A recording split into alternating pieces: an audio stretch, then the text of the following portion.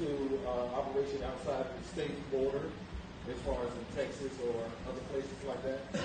Yeah, look, I think that what's happening in Texas is not just a Texas issue. It's an American issue. And you have a situation...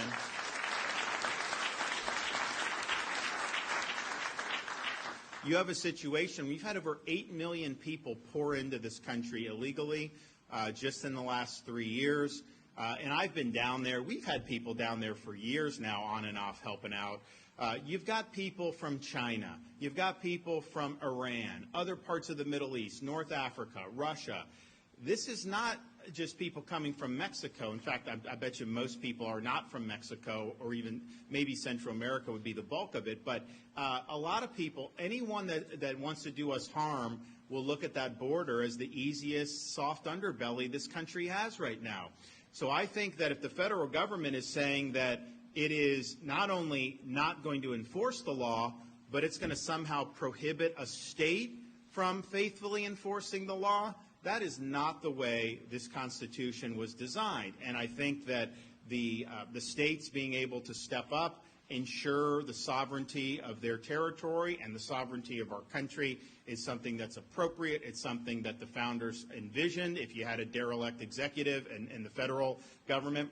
And I think states should be able to work together. So, yes, I mean, we have EMAC requests that come in all the time from other states. And we've sent people to help California respond to wildfires and things. We've sent people to help Texas in the past, not just for immigration, but for natural disaster, and many other states. And many states have sent to Florida.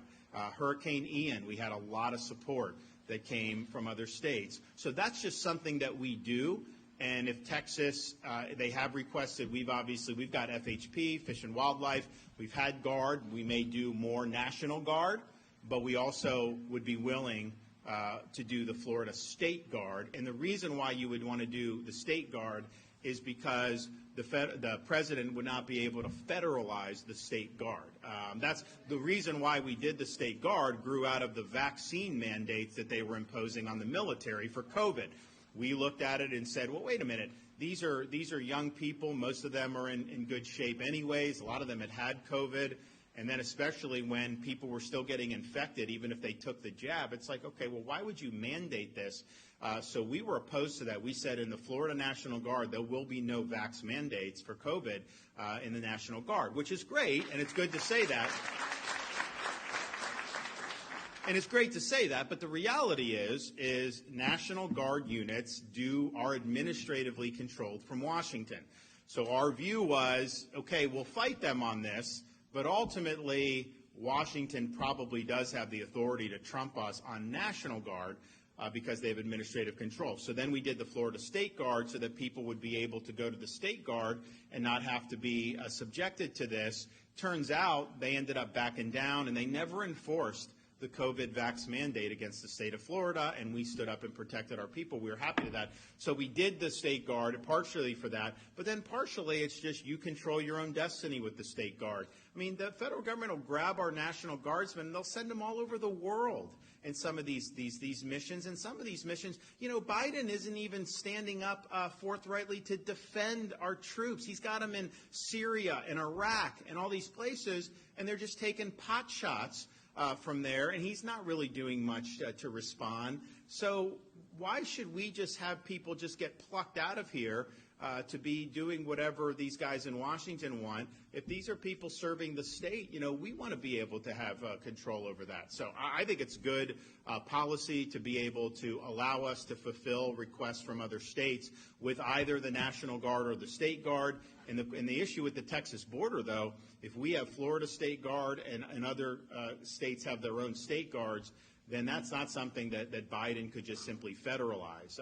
And I don't know if it's going to come to this, but just think about what does that say to the American people if you are federalizing the Texas National Guard in order to take barricades down from the border to let more people come in illegally. And the thing is it's just like, this is a lot of people. We wouldn't be able to absorb 8 million even if it was legal, because it's just the housing, the medical, the education, all this. I mean, there are places where the schools have been overwhelmed. So it's just not a way you can conduct business as a country. But if he's doing that, I mean, man, what a statement that would be, that you're going against a state who's just simply trying to uphold the law. And I would note that we've banned sanctuary cities in Florida, for example, but there are sanctuary cities in a lot of other places around this country, and sanctuary states. I mean, we did a couple months ago. I did a debate with the governor of California, with Hannity, and I researched some of the stuff that goes on in California. It's a sanctuary state; they're proud of that, and then they have sanctuary cities and counties. And so, you had a situation in L.A. where you had somebody that had been deported 3 times.